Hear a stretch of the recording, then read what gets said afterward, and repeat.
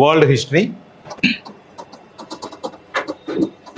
ఇక్కడ వరల్డ్ హిస్టరీలో క్వశ్చన్స్ వస్తాయి రావు రెండు ఎజంప్షన్స్ని మనం తీసుకోవాల్సినటువంటి అవసరం. అందుకని ఒక మీడియోకర్ లెవెల్లో వెళ్దాం ఉందాం. మనం సిలబస్లో ఇచ్చాడు కాబట్టి మనకు ఖచ్చితంగా దాని గురించిన విషయాలు తెలియాలి. అది ఇస్తాడా ఇవ్వడా, ఈ మధ్యకాలంలో ఇస్తున్నాడు ఒకటి అరా అని అంటే ఒకసారి ఫటామని వరల్డ్ హిస్టరీ నుంచే ఒక అర డజన్ క్వశ్చన్లు ఇస్తే you cannot question the UPSC, then why you have given half a dozen questions. Last year, in the last decade, you have not given any questions, and this year you have given, I wrote the exam only in this year, etc. మనం చేయలేం. కాబట్టి syllabus ఇచ్చాడు, మనం దాంట్లో పర్ఫెక్ట్గా ఉండాలి.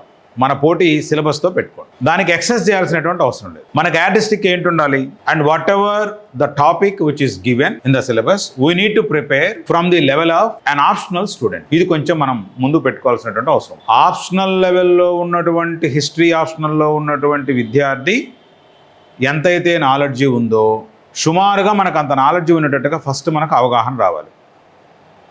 Okay, the teacher has given that confidence on the subject. What do you say?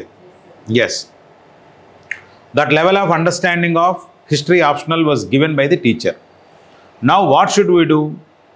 We need to discuss on this particular topic from the old questions point of view. Old questions అంటే ఎక్కడ ఉన్నాయి? Civil సర్వీస్లో world హిస్టరీలో ఇచ్చినటువంటి questions గత 2011 నుంచి very limited. అంత కూడా లేవు, అన్నీ కూడా లేవు. సంవత్సరానికి ఒకటి ఇస్తున్నాడు, లేకపోతే లేదు. అయినా కూడా మనం చదవాలి. మనకేంటి తీసుకోవాలి? Suppose say for example if you take the industrial revolution సిలబస్లో ఇచ్చాడు. ఇండస్ట్రియల్ రెవల్యూషన్ ఈజ్ గివెన్, తర్వాత American revolution is given, French revolution is given, then Russian revolution, తర్వాత Italian unification, German unification, first world war, second world war.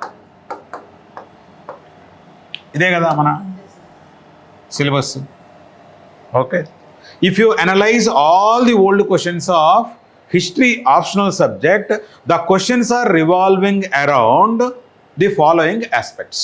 ఏమంటున్నాడు? What the questions are concentrated, where the questions are concentrated. Here some of the factors are responsible for maybe industrial revolution. Okay, industrial revolution ki what are the factors? 1 2 3 4 you need to remember. You need to analyze. Then one thing is, what is the nature of industrial revolution, nature of American revolution, nature of Italian unification, German unification. Nature ఏంటని అడుగుతున్నాడు. ఇంకోటి ఏం అడుగుతున్నాడు? Course అని అడుగుతున్నాడు.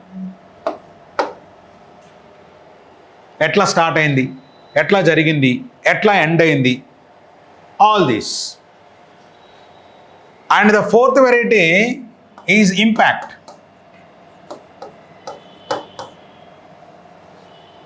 Impact of industrial revolution, impact of American revolution.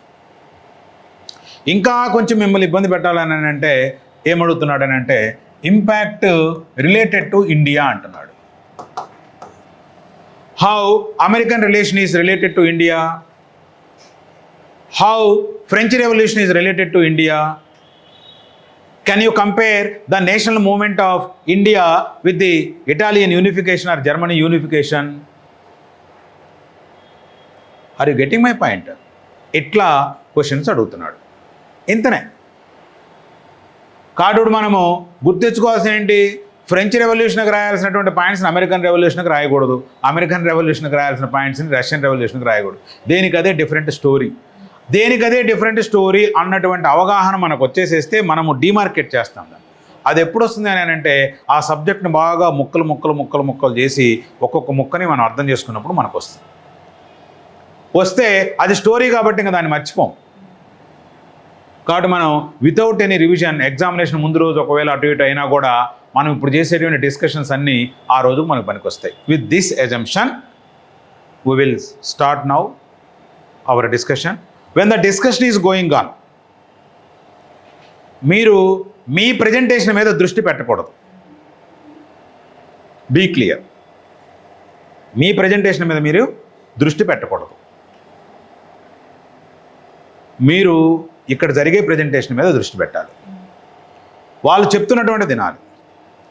తర్వాత అందరూ కూడాను బోల్డ్గా స్ట్రైట్ అవే పేరు విరవంగానే టకామని వచ్చి ఎక్స్ప్లెయిన్ చేయాలి. ఎక్కడ మనకి అదిరిపోవటం, బెదిరిపోవటం ఇలాంటి కార్యక్రమాలు అస్సలు ఉండదు. ఓకే, మనం మాట్లాడటం కూడా చాలా ఇంపార్టెంట్. ఇంటర్వ్యూ మనకి 275 మార్కులకు ఉంటుందని గ్రహించండి. మీరు చెప్పేది ఒక క్లారిటీ అవతల వాళ్ళకి రావాలి. మీరు ఏం మాట్లాడుతున్నారు అది ఇప్పటి నుంచి మనం తెచ్చుకునేటువంటి ఒక ప్రయత్నం చేద్దాం. మీరు చెప్తుంటే మీకు తెలియకుండా ఇక్కడికి వచ్చిన తర్వాత కొంత కొత్త క్లారిటీ వస్తూ ఉంటుంది ఇక్కడ నిలబడిన తర్వాత. ఎందుకంటే ఈ స్థానం గురువు స్థానం. ఇది ఈ స్థానంలో నిలబడ్డప్పుడే నీకు ఆ కెపాసిటీ, ఆ భయం లేకుండా ఉండటం, తర్వాత ధైర్యంగా మాట్లాడటం అవన్నీ వస్తాయి. నువ్వు తెలుగులో మాట్లాడుతున్నావా, ఇంగ్లీష్లో మాట్లాడుతున్నావా, తెలుగులో ఇంగ్లీష్ రెండింటిని కలుపుతున్నావా నేను అడగట్లేదు. నేను నీ ఇష్టం వచ్చిన భాషలో నువ్వు మాట్లాడు. కానీ స్లోగా తెలుగు మీడియంలో రాసేటువంటి వాళ్ళు తెలుగులో మాట్లాడటానికి ప్రయత్నం చేయండి. ఇంగ్లీష్ మీడియంలో రాసేటువంటి వాళ్ళు ఇంగ్లీష్లో మాట్లాడటానికి ప్రయత్నం చేయండి.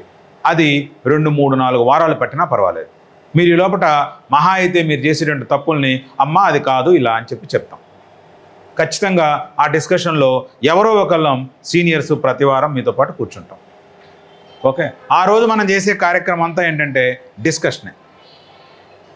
ఓకే, పిచ్చాపాటిగా మాట్లాడుకోవడం. This is what is required. Okay, so with this we will now commence the discussion with the first chapter.